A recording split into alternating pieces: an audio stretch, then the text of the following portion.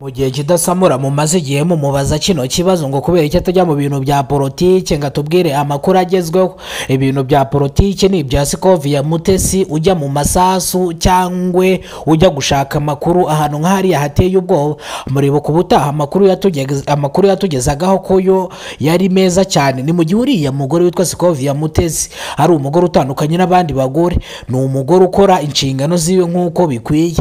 Ni umugore ushobora kubaza ikibazo cyose icyo aricyo cyose, yaba umuyobozi cyangwa abandi bose batandukanye, kuko abyemerewe n'amategeko cyangwa afite ikarita, ndetse afite ikinyamakuru cyangwa afite televiziyo yitwa Urwamama Gasabo. Nuko nyine tu nakundi, ariko ndano kugira ngo mbasobanurire iki kintu. Nge ibintu bya politike ntabwo njya mbikora cyangwa ngo njye mu bintu bitemewe n'amategeko.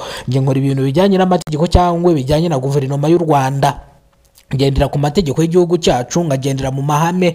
Ni mu gihe ngiye kubagezaho ano makuru kugira ngo abashimishe cyangwa abaryohere. Ni mu gihe kidasamura movie ari ihuriro ry'ibiganiro bigiye bitandukanye. Reka ngaruka mu gihugu cy'u Rwanda guhera tariki ya 29 Kamena kugeza ku itariki 3 Nyakanga umwaka wa 2025 u Rwanda ruzaki. Scovia Mutesi ndashaka kubabwira ubuzima bwe. Scovia Mutesi kugira ngo agere ahageze ahangaha yakoze cyane, ndetse abagore muri rusange cyangwa abakobwa. Uriya Scovia Mutesi ababere urugero cyangwa ababere amateka. Scovia Mutesi buriya ni umugore ni n'umugabo. Scovia Mutesi ni umukozi cyane n'umukoresha. Scovia Mutesi ni umugore wakunze cyangwa wariye hiti mwa bino bikorwa biherutse kuba mu bihugu by'abaturanyi hano iwacu, ubwo yajyaga kudutarira inkuru akazituzanira.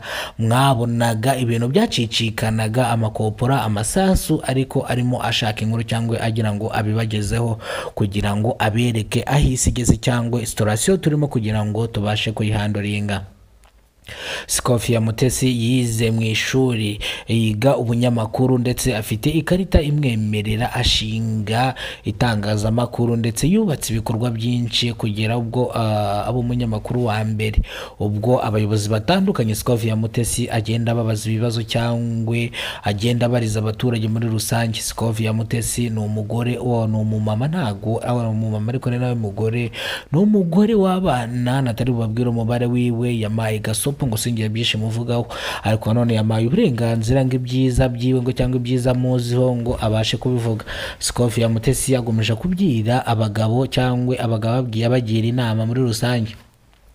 Scovia Mutesi yibwiriye abagabo muri rusange, nushaka umugore umukurikiranye uburanga cyangwa isura cyangwa uko asa uzaba wahiye, ariko nushaka umugore ukurikije amarangamutima cyangwa umutima we cyangwa uburyo avuga uzaba ukoze ikintu kizima. Ni mu gihe abakobwa beza, umukobwa yamaze kumenya ko ari mwiza, aryamana n'uduhungu twinshi dutandukanye cyangwa abantu benshi baba bamushaka, mu gihe atamenya uwumukunda cyangwa uwumwanga. Ni mu gihe aba ari umwasama cyangwa yasamaye. Ni mu gihe umukobwa mwiza ntago amenya umukunda n'umwanga, kuko buri wese abamukunda agira ngo yikorere kuri yuvi na yuvi, kugira ngo afate ku kidari cyangwa kugira ngo afate ku musubagege, kugira ngo abashe kwishimisha cyangwa kwinyesebura. Ni mu gihe bamwe na bamwe mu bakobwa beza bakunze kwirya cyangwa bakunze kujyare bakambara utwenda tubafashe cyangwa bakagaragaza ubwiza bwabo mu buryo mu myambarire itari myiza, cyangwa mu twenda wagira ngo n'utwabana. Mu gihe abagenda ukabona itako riri hasi, cyangwa ukabona aragenda ukabona yambaye akajipo kagera ku ikariso neza neza, ukajya ugenda ureba mu ntege cyangwa wenda kureba ku kibuno akajipo yakazamuye. Ni muri bimwe na bimwe abakobwa bakunze gukora bino bikorwa kenshi zibari indangamirwa, cyangwa abandi babasha gushaka imibereho, ariko hari ubikoraho ari ingeso cyangwa hari ubikora ari kamere yiwe. Cyangwa rimwe na rimwe hari benshi nagiye nganira nabo mu mwaka washize bakoraga akazi k'uburaya, ariko uburaya bw'umwuga cyangwa ari nk'ibintu bakora kugira ngo biteze imbere, cyangwa ari ibintu bakora kugira ngo imibereho myiza ikomeze basakaremo. Hari umuturage cyangwa umugore umwe kwigeze kuganira, yari afite umugabo ariko musanga ku kiro yagiye kwigurisha, mu gihe arimo babohereza 500 ku maturo 3. Nta kintu ndivuge byinshi, ariko no video yemeye kureba umwana w'imyaka 18 cyangwa hejuru y'imyaka 18 uri munsi niyemeye kureba ino video, kwa ko ibintu ndi kuvugiramo ntago byemerewe kumva umwana mutonya. ni mu gihe uyu mugore yagiye ku muhanda ajya kwigurisha kandi afite umugabo mu rugo.